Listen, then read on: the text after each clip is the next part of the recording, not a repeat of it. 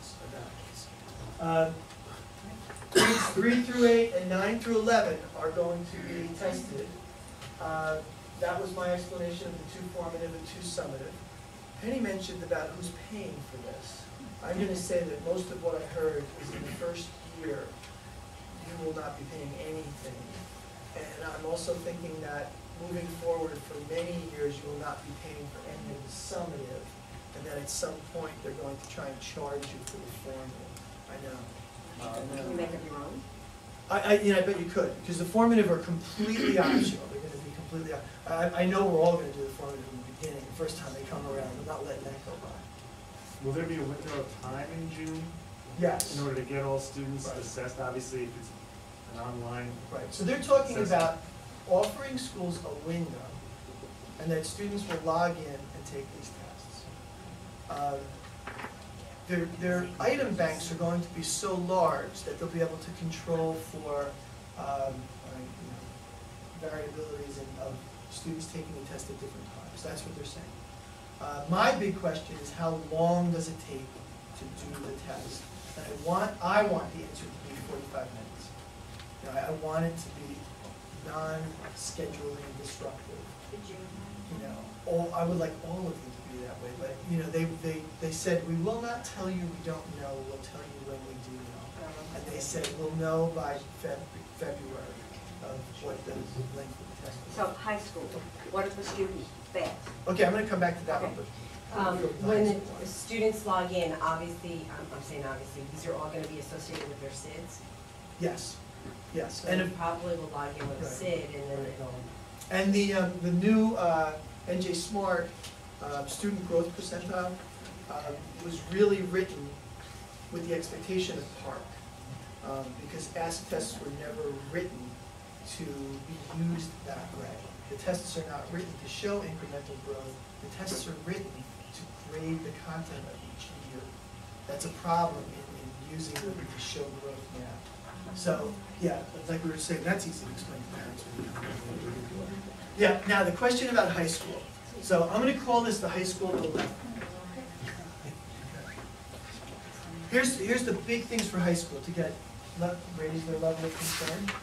One is the high school compared to the elementary, middle schools does not have a culture of testing.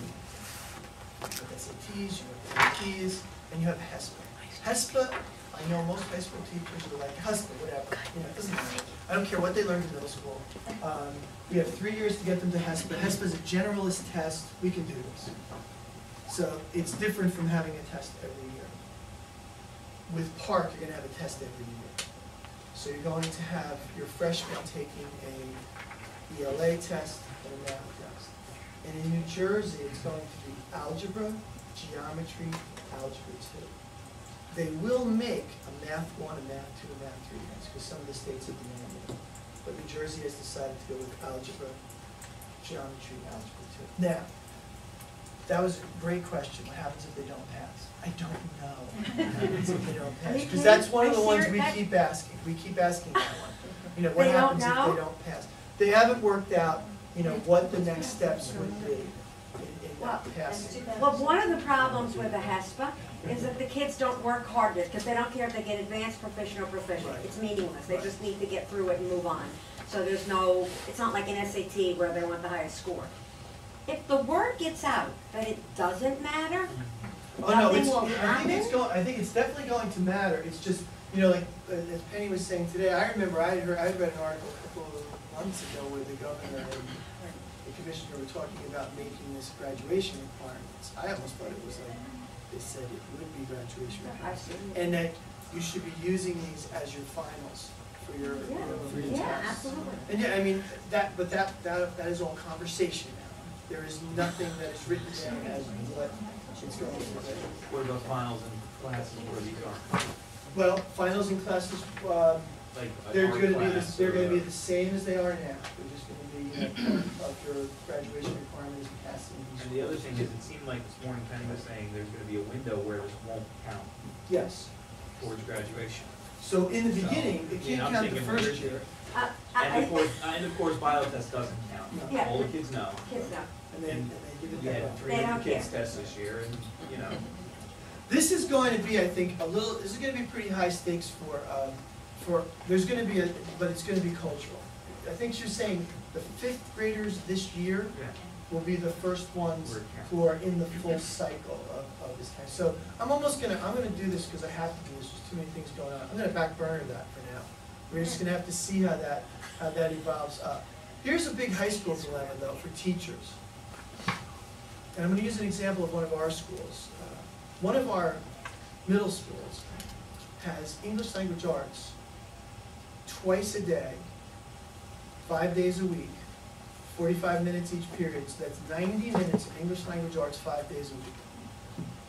They go to our high school, and they're gonna have 55 minutes of English language arts, 3 days in a 4-day cycle. It's like a 40% reduction in instructional time from 8th grade to 9th grade. That 9th grader, when he takes this test, is not going to be judged against other high schools. The 9th grader is going to be judged on their student growth percentile from 8th grade to 9th grade. I don't know what this is going to do, but I do know we have different structures with less instructional time. So this, if I was a 9th grade English language arts teacher, this would raise my level of concern and make me want to know specifically what was in those standards so that I wasn't doing something that I shouldn't be doing. So that's, the high school dilemma is up there. It's going to be different for them. The rest of the schools are going to be like, oh, another test. We've been having tests for years. I'm having another test that I'm going to learn about. Not the high school.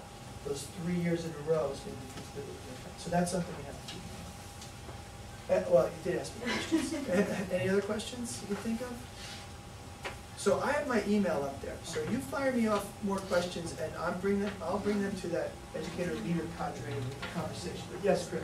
No, I assume they don't have a time frame on getting them back. Obviously, the computerized scores will be probably immediate feedback. Yes, they But want. the other ones you have to mail out, I assume they don't have a time frame on getting those back. They want you to get those 2 summative scores at the same time.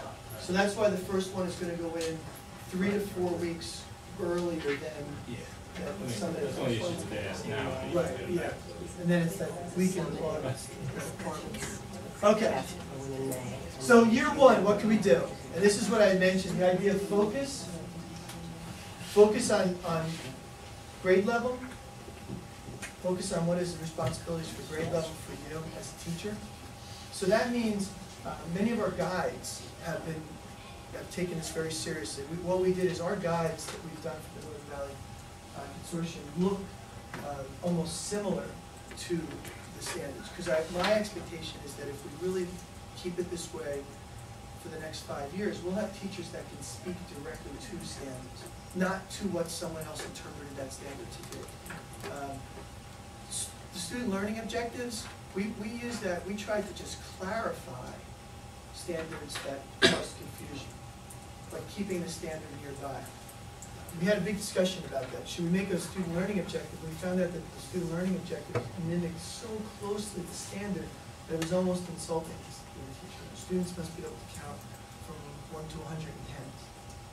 Well, it didn't say students must, it said counting from 1 to 110. So we didn't want to write students must be able to count from 1 to 110. So it was like implied in that. The coherence is really important. It's something we really haven't done a lot of work around in the past.